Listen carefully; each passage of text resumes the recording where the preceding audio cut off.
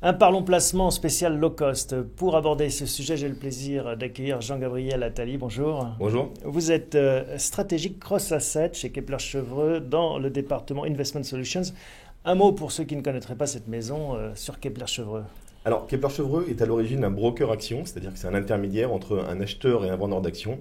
Aujourd'hui, son métier a beaucoup évolué et avec l'émergence notamment d'un nouveau département qui s'appelle Investment Solutions et qui propose des produits un peu plus élaborés, c'est-à-dire des produits structurés à une gamme de clientèle très vaste et notamment de la distribution en France.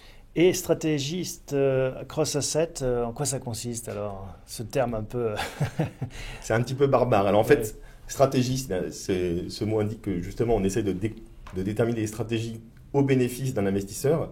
Cross-asset, ça signifie qu'on a vocation à adresser toutes les classes d'actifs, donc ça peut être les actions évidemment, mais ça peut être les matières premières, les devises, etc. D'accord, Donc tout terrain de l'approche, jeu en fait. oui, alors en fait l'approche, elle est simple, hein, c'est qu'on part d'un panorama économique global, c'est-à-dire est-ce que j'aime bien l'économie américaine, l'économie européenne, etc.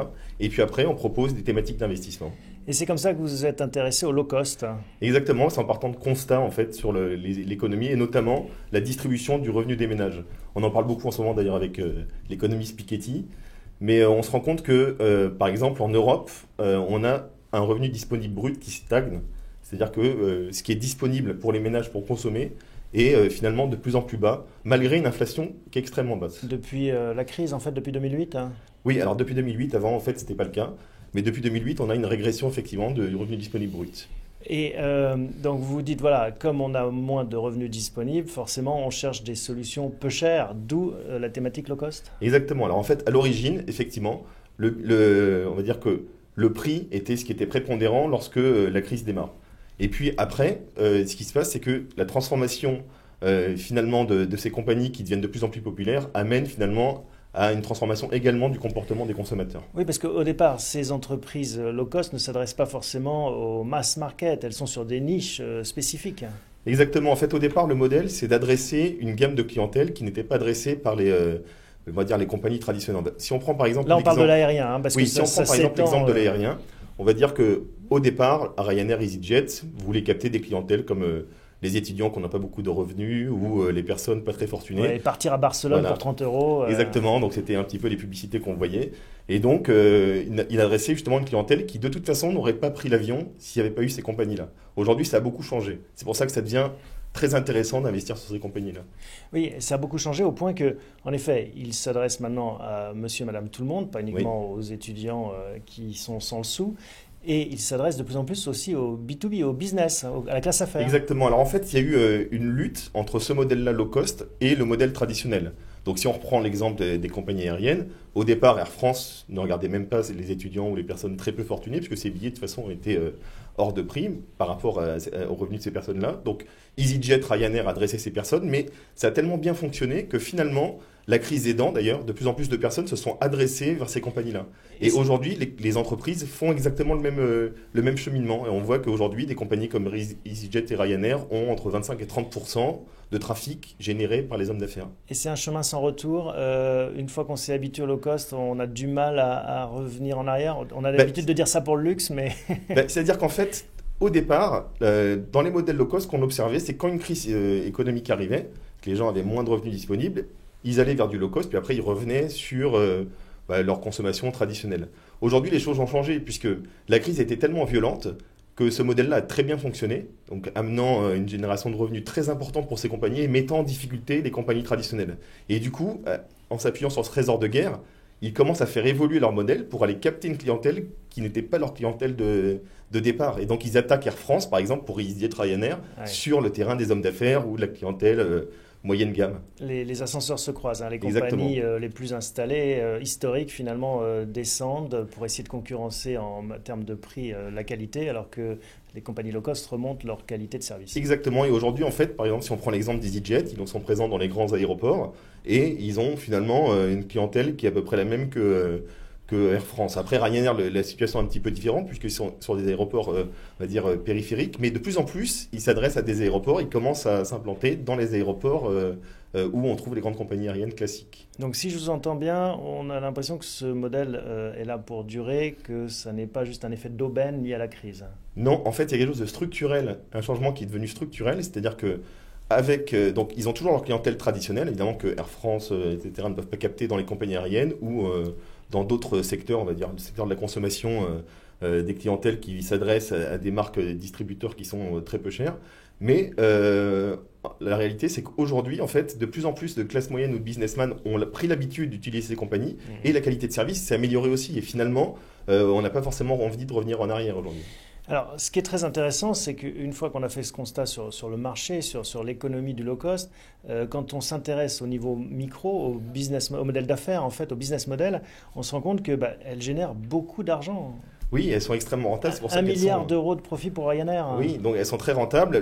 Par exemple, la marge, alors que les billets sont vendus à des prix cassés par rapport aux billets des compagnies traditionnelles, eh bien vous avez un revenu par billet qui est très supérieur pour Ryanair aux compagnies traditionnelles. On peut dire pratiquement 2 fois plus. Oui. C'est énorme. C'est-à-dire énorme, oui. En fait, on a des taux de rentabilité dans le low cost qui sont similaires à ceux du luxe, par exemple. Oui, d'où le danger en fait pour les compagnies traditionnelles, puisque ces compagnies sont extrêmement rentables et deviennent extrêmement puissantes. Et donc elles peuvent attaquer, c'est-à-dire en faisant monter maintenant un petit peu en gamme, elles peuvent attaquer le business classique sur la clientèle traditionnelle.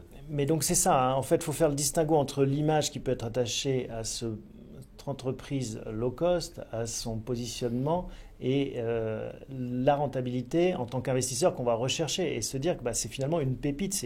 Oui. Ce sont des... Bien sûr, alors c'est vrai qu'il y a un petit peu ça en filigrane dans votre question, mais à l'origine, low cost était synonyme de basse qualité. Aujourd'hui, ça n'est plus du tout le cas, hein, puisque de plus en plus, EasyJet est très ponctuel. Vous avez du speedy boarding qui permet d'aller très vite à l'embarquement. Pour Ryanair, c'est pareil. Hein, vous avez des facilités d'embarquement. Aujourd'hui, on peut avoir un deuxième bagage, etc. Donc il n'y a plus de différence de service entre une compagnie low cost et une compagnie traditionnelle, c'est ça que vous me dites.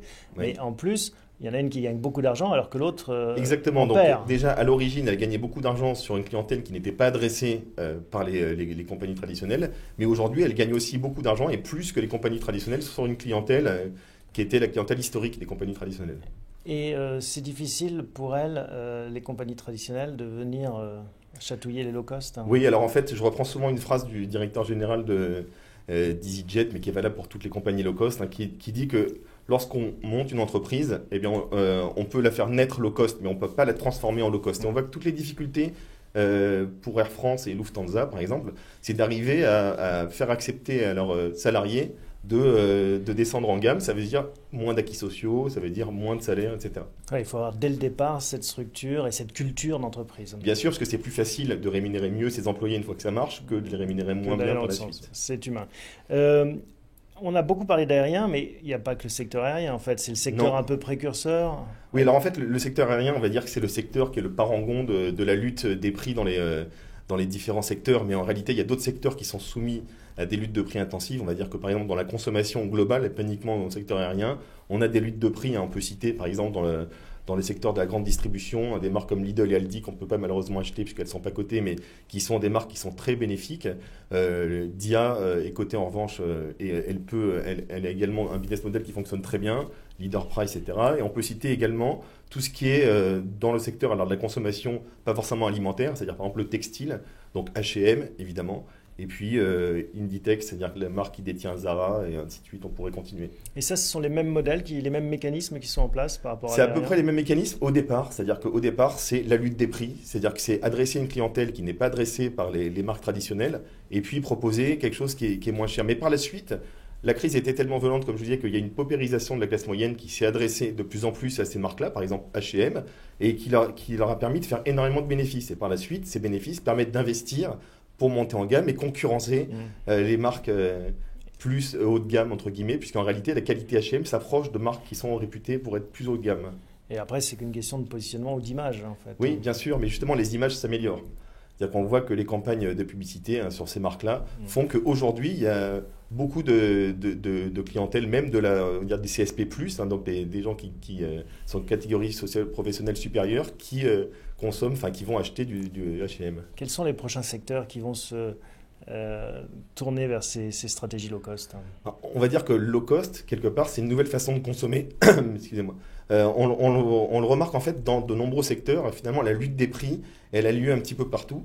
et elle ne se fait pas forcément au détriment de la qualité. Alors on parle beaucoup d'ubérisation de l'économie, mais en fait Uber propose une qualité de service qui n'a rien à envier de la qualité de service qu'on observe sur les taxis tout en étant moins cher. Et puis on pourrait décliner ça dans de nombreux secteurs. Partout où il est possible de baisser les prix grâce à un volume à l'origine qui est très important et puis grâce à de nouvelles technologies, on peut mettre en place un modèle low cost. Donc c'est ça qu'on entend. Derrière l'ubérisation de l'économie, il y a aussi cette stratégie low cost grâce entre autres à la technologie, puis il y a des modèles repensés. Bien sûr, et ça fonctionne. De la cave au grenier. Oui, et ça fonctionne aussi parce que, comme je disais en préambule, le revenu disponible a beaucoup baissé, les inégalités sont également accrues, et puis le taux de chômage reste particulièrement élevé. Donc ça veut dire que finalement, le prix reste quand même une variable très importante, même si on retrouve de la croissance, un petit peu de croissance. Bon, Jean-Gabriel Attali, une dernière question. Vous l'avez dit, Aldi, Lidl, Uber sont des sociétés non cotées. Comment est-ce que ceux qui nous regardent, ils disent, bah oui, c'est une thématique intéressante, peuvent malgré tout saisir l'opportunité du low cost? Alors, celles-ci sont non cotées, mais beaucoup de sociétés sont cotées dans d'autres secteurs. Notamment, on en a beaucoup parlé, H&M sur le textile, par exemple, ou Ryanair sur le secteur aérien, ou Dia, par exemple, dans la grande distribution, et on pourrait continuer à loisir. Et c'est pour ça que vous avez, avec bienprévoir.fr, proposé ce produit Athéna Low Cost février 2016, dont vous aurez plus d'informations en allant sur le site de bienprévoir.fr. Merci en tout cas pour toutes ces explications, Jean-Gabriel Attali. Je rappelle que vous êtes stratégiste cross-asset chez Kepler Chevreux dans le département Investment Solutions. À bientôt. À bientôt.